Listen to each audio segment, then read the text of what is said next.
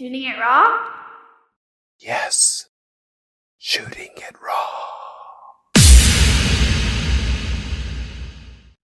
Oh, kaboom. Oh, this is... Okay, so this image is called Isle of Fairies. Mm-hmm. And, so this is another one. Right. And so it reminds me of the first image. Mm-hmm. So here, okay, so the sky is more kind of blue, couple of wispy clouds, barely. There's, again, exposed almost desert hills in the background, far away, with like afternoon light. In the foreground, there's this like brownish sort of earthy ground. And then across the actual foreground of the image, it's almost like these like trees. So there's a bit of green, a bit of brown, but no leaves. So it's just kind of like the I don't know, like the very thin, wispy, yeah, long and then grass type thing. Yeah, and then there's all these like these highlights, like circular highlights or splashes almost of white and but black. It's also it's more like a painting. That's like a splatter painting or something. Yes. And again, you've got like these 5 sort of like pillar streaks that just streak all the way up into the sky like monuments, almost like religious monuments, almost like what's that movie? Space Odyssey. Yes. Okay, so what am I looking at? Isle of Fairies. That's a very interesting description. I'm always interested to hear what other like people visually see. Other people have called them dunes, which I've been like, oh, that makes sense. But yes, this is another one of the Isle of Fairies series, the Reform series. Mm-hmm. This is actually one of my favorite ones. So in the video, again, the dunes go up and down very slowly. But the little splatters that you see are actually bits of the grass moving as well. And so they develop into... it just, becomes more obvious as the video goes on. Mm-hmm. But yeah, this was also shot Isle of Skye, actually. So yeah, it's just one of those part of the series. When I had it framed and hung up, even for the pink Isle, actually, because it's printed, I'm not able to show the little glitter aspects that I added to it as well, just because in the video I like to add a little bit of stars, just add a bit more magic. Mm-hmm. So I added little gems that as you move the image would sort of flash a tiny bit as well. Oh. Just to have a little sparkle, more magic in the photo as well. That's so okay, so it's very playful. So talking to you, in terms of your energy, in terms of how you're also describing and also how you're conveying your relationship to your art. I mean, there's a playfulness, there's a positivity, there's a brightness that you describe it by putting these little gems to catch the light to... Yeah, I like to be playful. Yeah, it's very important. Yeah, you don't strike me as okay, so how do you see the role of the artist? And we won't make it super general. I'll just say to you, like, okay, you live in Hong Kong, which is a very kind of utilitarian, very financy, very kind of, and certainly the past 3 years of the pandemic has really kind of screwed up the whole city. But how do you see your role as the artist within the culture, in terms of like... In Hong Kong? Yeah, like what is it to be you in this city? Yeah. What is it like to be me, or what is it like to what you say, like impact the community, you say? You're beginning to discover my interview style. I talk for a while, then the person goes, do you mean this? I'm like, sure, yeah. Okay, whatever you think the question is, that's the one I asked. I like that, whatever the question you think it is. Okay, I like that one. Okay, so I think before I moved to Hong Kong, I was always visiting Hong Kong. It was like my second home. My dad lived here before I moved here. But I always had this love-hate relationship with it. And I hated it more than I loved it, just because it was the only thing that I knew about Hong Kong was it's fast. Everybody needs to just move very quickly. It's all about money. It's just you have to just really, really fight for everything. And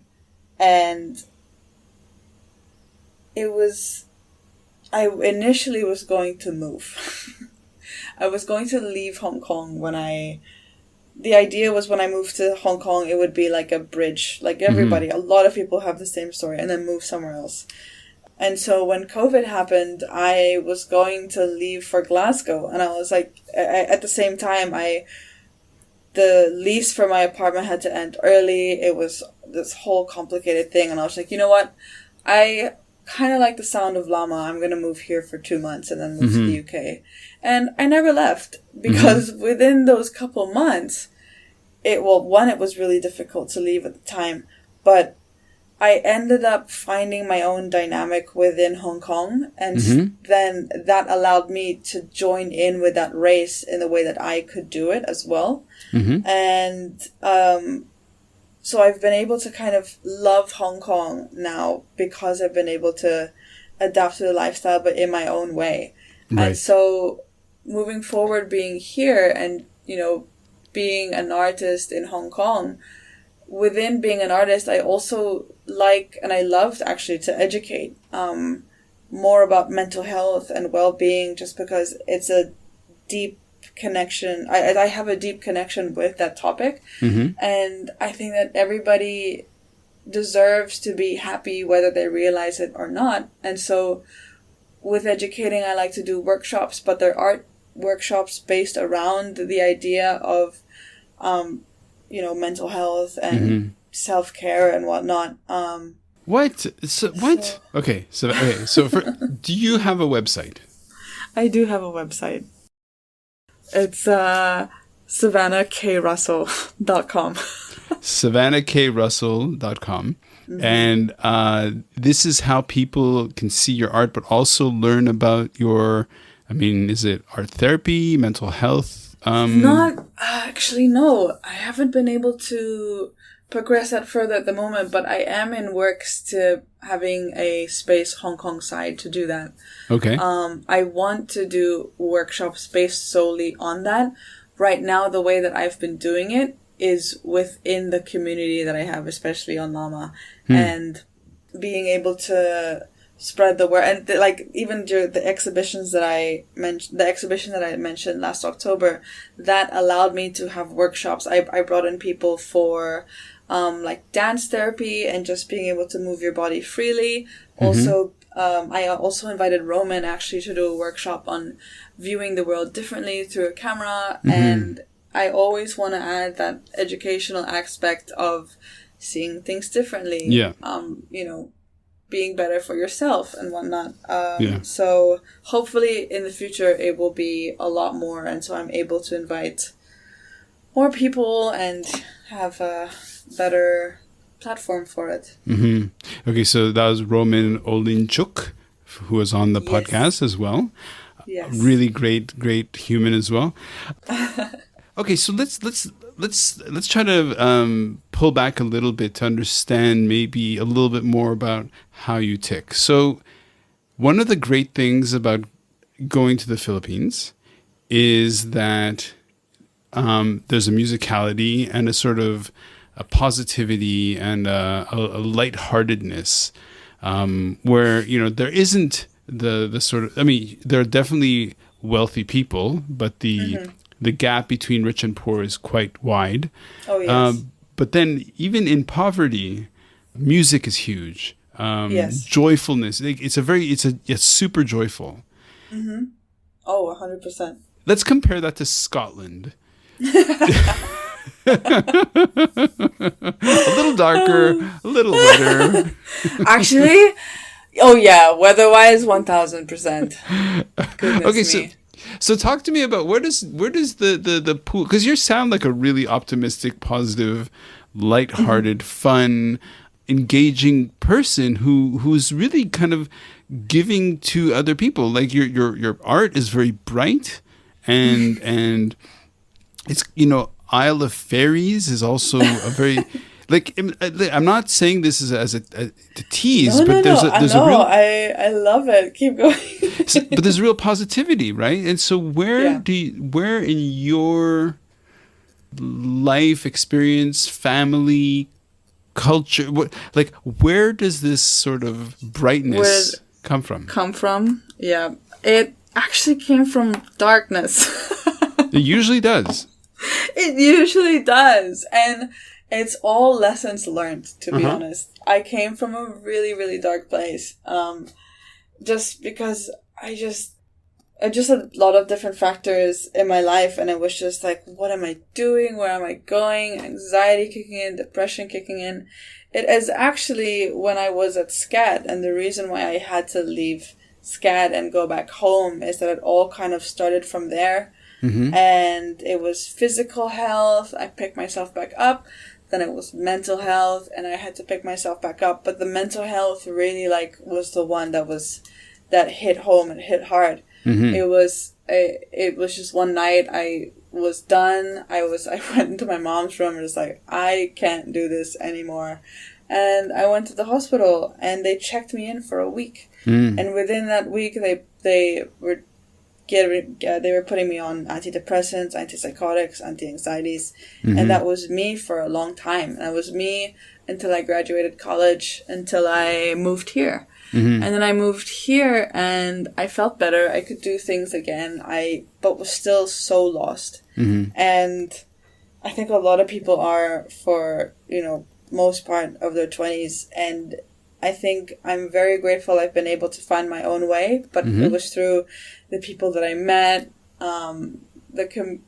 just being able to force myself to learn. I think learning is very important, but being able to pick yourself up from that and realizing all the things that we worry about really just don't matter. And what matters is now. What matters is what makes you tick, what excites you, what you can do to help people, what you can do to help yourself and whatnot. So yeah, it really just comes from lessons learned and just being positive and, just going through life. Well, one component of the podcast that comes up, because it's a reflection of who I am and what I'm like. So most people, like my name in Hebrew has links back to the word for joy and happiness. And most people who know me know that I like to kid around. I like to laugh. But yeah, there's always the mental health side to it, right? And I think when you've experienced that darkness and that difficulty, and I, look, I mean, many people, myself included, sometimes need medical interventions and hospital stays and stuff. So, and it's interesting that out of that, sometimes a reflex is to recognize, oh, wait a second. Yeah, the present. It doesn't have to be this way. Yeah. Yeah, I completely agree. It's a complete rewiring of the brain. And yeah, go on. No, you go. I insist that you go. I don't even know what I was going to say. It's all good. Okay, so look, Lamma, so for the people who don't know, when you picture Hong Kong, and when people picture Hong Kong, it's a massive, massive city of 7.5 million people, skyscrapers, towers, all this stuff. But why don't you describe Lamma? Lamma is also a crazy town. I've come to find out.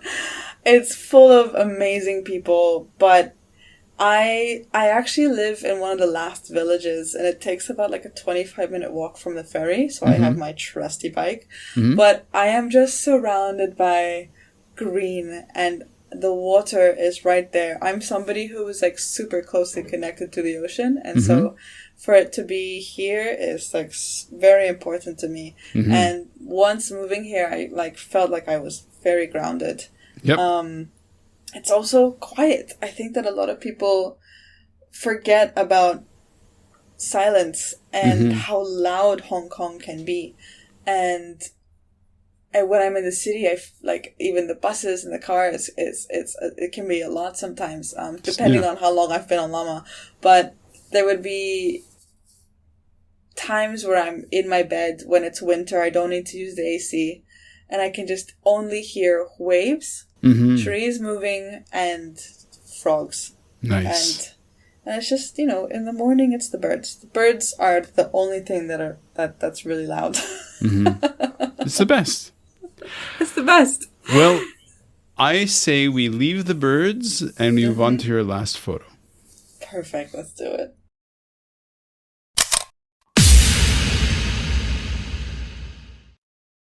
So is life really a gift? Really? Can you make every second count? That's the whole point of the podcast.